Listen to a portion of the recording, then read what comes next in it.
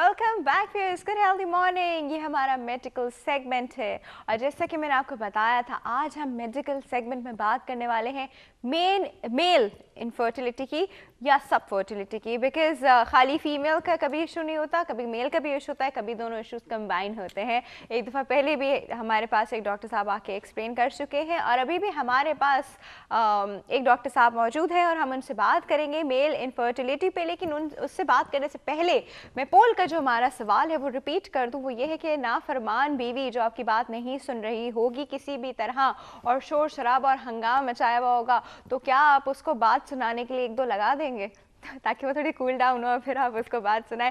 खैर, इस पोल का जवाब हमें आप हाँ या नहीं में दे रहे हैं। बिल्कुल रियल लाइफ सिचुएशन है। जब कोई इंसान इस सिचुएशन में होता है तो इस तरह के अटेम्प्ट्स हो जाते हैं, लेकिन उससे कोई फ़ायदा होता ही नहीं। ये आप लोग हमें बता रहे हैं और ये आप हमें ईमेल पे ही बता रहे हैं जी, healthymorning@health-tv.tv, और फेसबुक पे भी बता रहे हैं www.facebook.com/healthtv.tv। और हमारे पास इस वक्त मौजूद है यूरोलॉजिस्ट भी हैं एंड बहुत आप इनसे मिल चुके हैं, हमारे प्रोग्राम में ऑन एंड ऑफ आते हैं, बहुत अच्छे से, बहुत प्यार से, बहुत सिंपल करके एक्सप्लेन करते हैं। और डॉक्टर इम्तियाज़ अली, अस्सलाम वालेकुम डॉक्टर साहब। वालेकुम अस्सलाम। कैसे हैं आप? बिल्कुल अल्लाह का शुक्र। बिल्कुल ठीक ठाक, बिल्कुल फर्स्ट क्लास।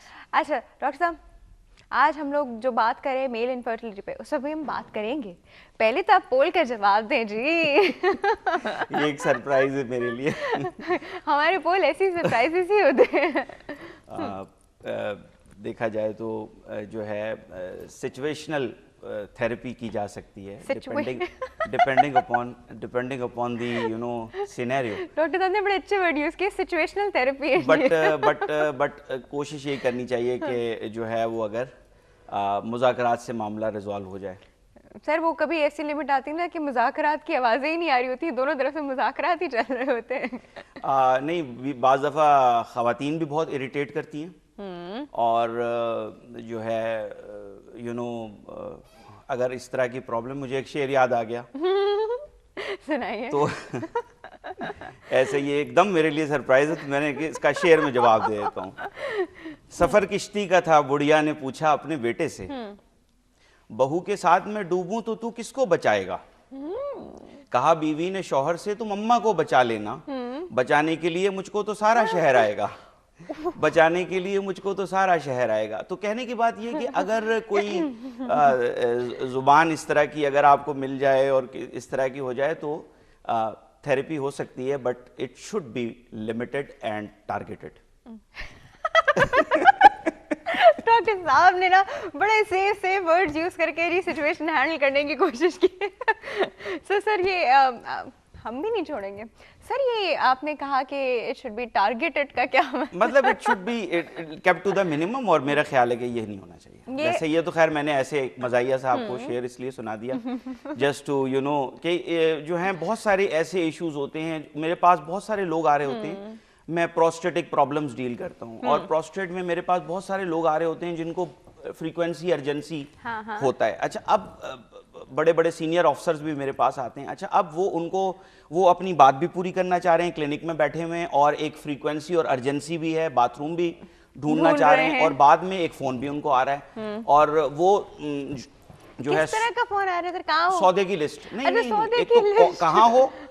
अच्छा, और वो बताएगा कि डॉक्टर के पास बैठा हूं, तो वो कहेगी नहीं डॉक्टर से बात करा दो। अरे जस्ट टू मतलब कि कंफर्म के डॉक्टर ही उधर ही हैं। सर ये तो कोई बहुत ही अजीब situation. It has happened with me. अच्छा, उसके बाद जब बता दिया गया और हो गया, उसके बाद नहीं, वो सौदे की लिस्ट अभी लिखवानी है, तो डॉक्टर साहब जरा पेन दे दीजिएगा, मैं जरा लिख लूँ। साथ ही वो फ्रीक्वेंसी अर्जेंसी भी है, बेचारे को बाथरूम का भी पूछ रहा है। तो ऐसी सिचुएशन जो है ना, वो मेरा ख्याल है कि एक थोड़ा सा अगले को ब्रीदिंग स्पेस देनी चाहिए। अगर आप ब्रीदिंग स्पेस देंगे और टॉलरेंस का एक पहलू होगा तो ये सिचुएशन कभी भी नहीं आएगी। हाँ डेफिनेटली, मतलब तो बड़ी ही वियर्ड सिचुएशन जो है वो थोड़ी सी आपने बता दी। आई थिंक ये सिचुएशन का ये जो स्पेस है ना, it goes for both genders, you know, because female के ऊपर तो हम लोग कहते हैं स्पेस दो, लेकिन मेल जो है वो भी फीमेल की सारी स्पेस खा जाता है। तो वो एक खाने पीने के अमल को यहाँ रोकना होगा। अच्छा डॉक्टर साहब, coming back to the topic, in fact let's start the topic, we are not coming back, we are starting with the topic. Doctor साहब, मेल इनफर्टिलिटी या सब फर्टिलिटी हमारे सोसाइटी में है? बिल्कुल है, बिल्कुल है। रोज़ाना केसेस आते हैं, रोज़ाना केसेस आते हैं, और रोज़ाना ऐसे केसेस आते हैं, मैं बड़ा मुझे हैरत होती है ये देखकर कराची के अंदर कि प्राइमरी इनफर्टिलिटी, यानी सबसे पहले हम इनफर्टिलिटी को डिफाइन करेंगे कि शादी के बाद अनप्रोटेक्टेड, मतलब साथ रहें और 1 साल तक साथ रहें, और अगर औलाद ना हो तो ये सब फर्टिलिटी या इनफर्टिलिटी कहलाती है। प्राइमरी ये है कि अगर शुरू से इस तरह हो। सेकेंडरी इनफर्टिलिटी ये कि इसी वाइफ के साथ या किसी पिछले पार्टनर के साथ अगर औलाद हुई हो और उसके बाद एक लंबा पीरियड आ जाए कोई औलाद ना हो, तो ये सेकेंडरी इनफर्टिलिटी कहलाती है। 40% मेल्स रिस्पॉन्सिबल होते हैं कपल्स में, 40% फीमेल्स हैं, 20% इडियोपैथिक या दोनों का रिस्पॉन्सिबल, दोनों का हाथ इसमें हो सकता है। अब ये कॉमन कितनी है? ये बहुत कॉमन है, और कराची जैसे इंटरनेशनल सिटी में रोज़ाना हमारे पास ऐसे केसेस आ रहे होते हैं जो क्वैक्स और हकीम और होम्योपैथ्स के पास बहुत मोटी फाइल होती है, और मतलब समझें कि डेकेड्स से 10-10 साल लोग इलाज करा रहे होते हैं और विदाउट एनी इन्वेस्टिगेशंस।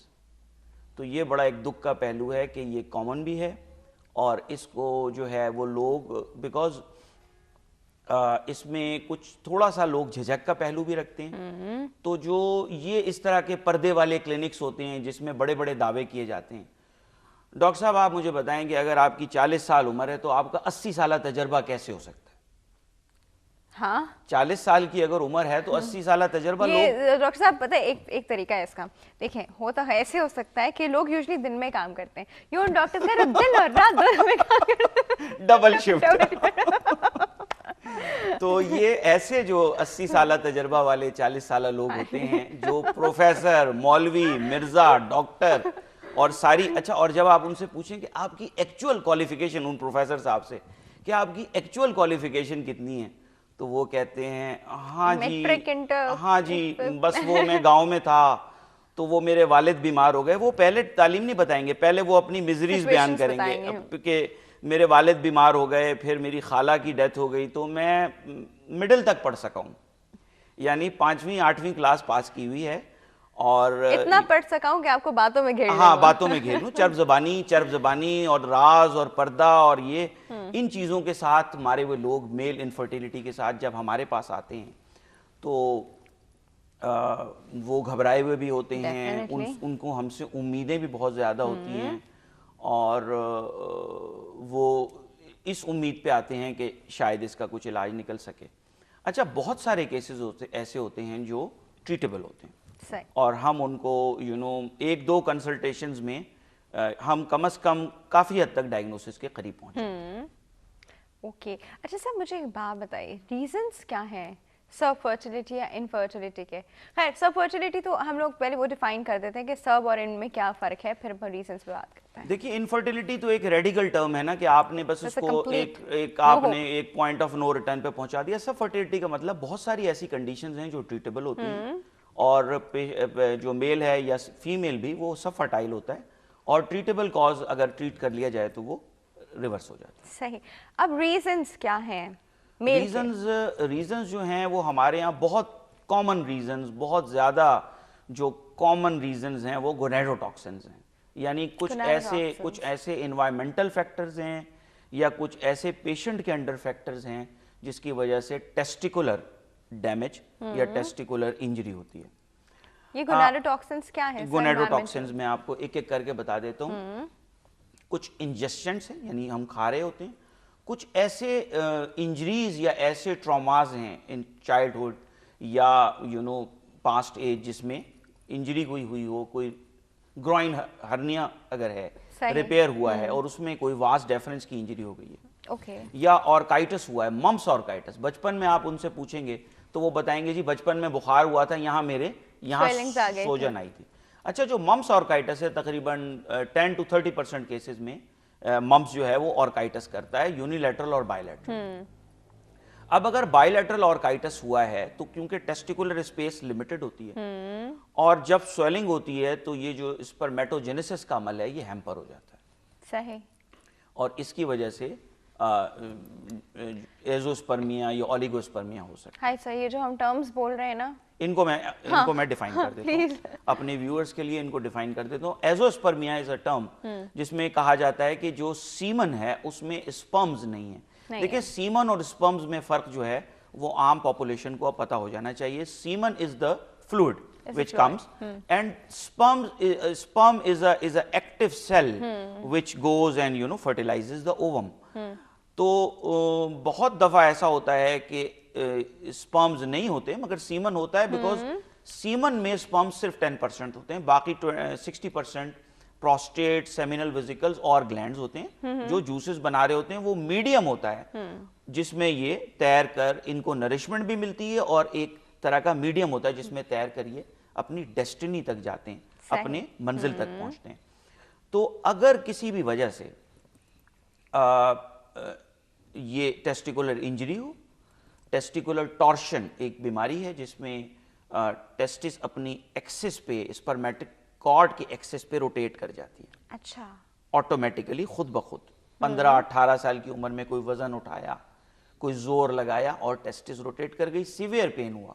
ये वो लोग भी जो जिम में बहुत हैवी वेट लिफ्टिंग करते हैं उनके लिए भी कह सकते हैं ये चीजें? जी, वेट लिफ्टिंग या कोई भी स्ट्रेनस एक्टिविटी के साथ टेस्टिकुलर टॉर्शन हो सकती है। तो लिहाजा अगर इस तरह की जिम एक्टिविटी के बाद टेस्टिकुलर सीवियर टेस्टिकुलर पेन हो जो आम रूटीन एनाल्जेसिक से सबसाइड ना करे, तो इमीडिएटली सर्जिकल कंसल्टेशन लेनी चाहिए। ओके, बिकॉज 6 आवर्स के अंदर।